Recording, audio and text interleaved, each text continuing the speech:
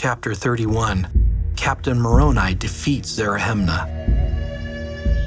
Zerahemnah, the leader of the Lamanites, wanted his people to continue hating the Nephites and to make them their slaves. The Nephites wanted to keep their land and their families free. They also wanted to be free to worship God. Captain Moroni was the leader of the Nephite armies.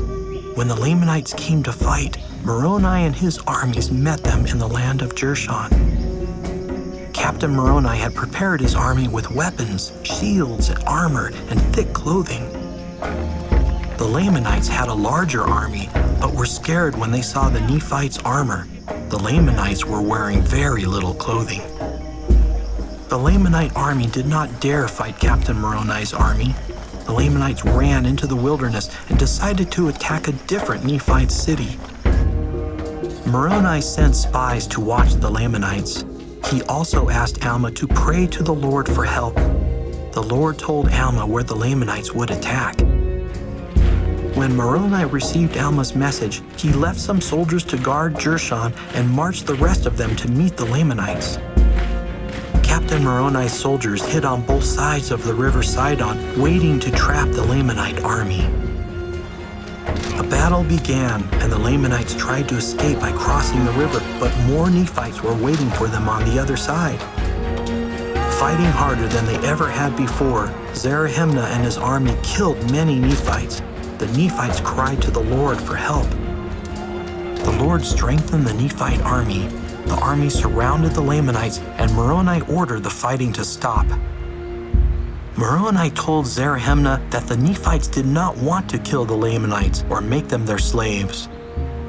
Moroni said the Lamanites could not destroy the Nephites' faith in Jesus Christ.